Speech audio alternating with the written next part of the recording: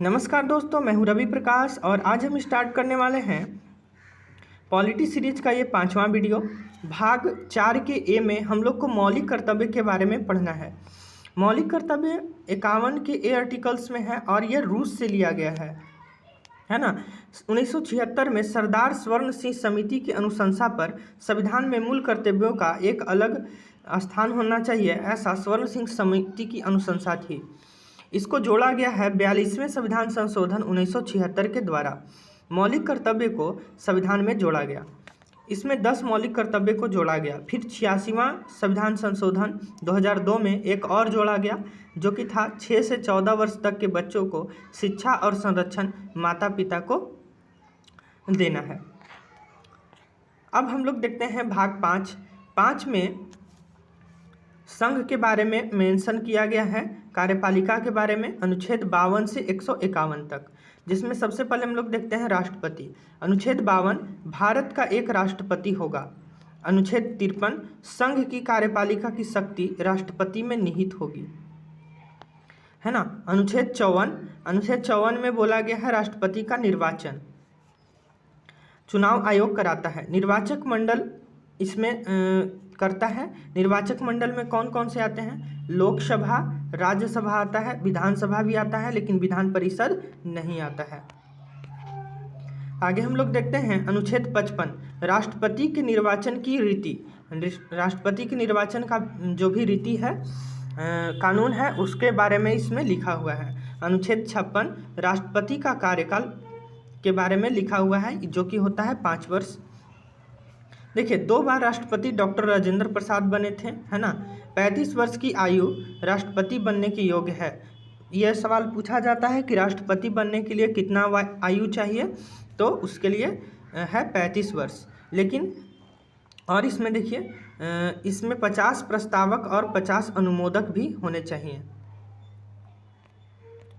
आगे हम लोग देखते हैं अनुच्छेद 60 के तहत राष्ट्रपति द्वारा शपथ। राष्ट्रपति का शपथ के बारे में है ना। यह सुप्रीम कोर्ट के मुख्य न्यायाधीश राष्ट्रपति को शपथ दिलाते हैं।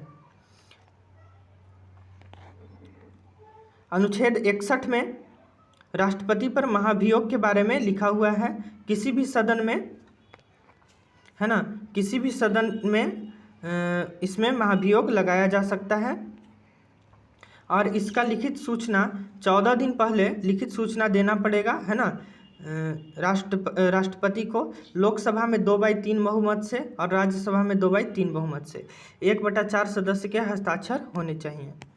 राष्ट्रपति राज्यसभा में 12 सदस्यों को मनोनीत करते हैं, है ना। और पहले 2 एंग्लो इंडियन को लोकसभा में मनोनीत करते थे। खत्म हुआ 104वां संविधान संशोधन के तहत। अनुच्छेद 72 के अंतर्गत राष्ट्रपति क्षमादान दे सकते हैं।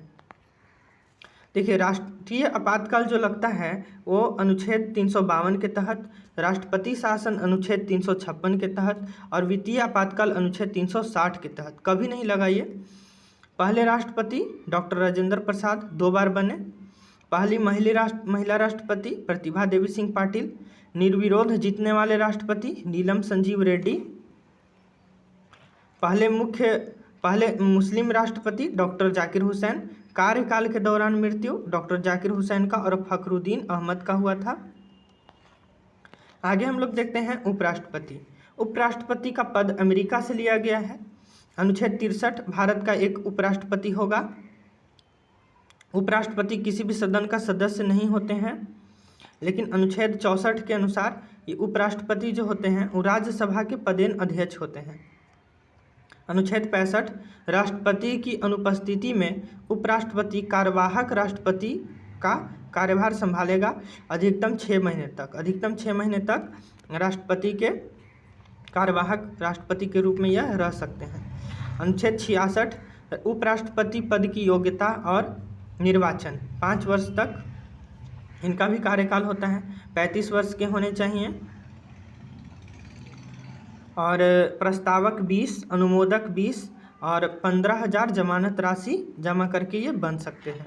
अनुच्छेद 67 में उपराष्ट्रपति को हटाने की प्रक्रिया है। केवल राज्यसभा में 1/4 सदस्य के हस्ताक्षर होने पे ये हट जाएंगे और 14 दिन पहले सूचना देना होता है। लोकसभा के सहमति के बाद हटाया जा सकता है।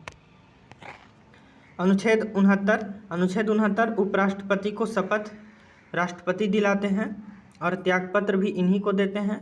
प्रथम उपराष्ट्रपति डॉक्टर सर्वपल्ली राधाकृष्णन 2 बार बने। हामिद अंसारी भी 2 बार बने। कृष्णकांत कार्यकाल के दौरान मृत्यु हुआ था इनका।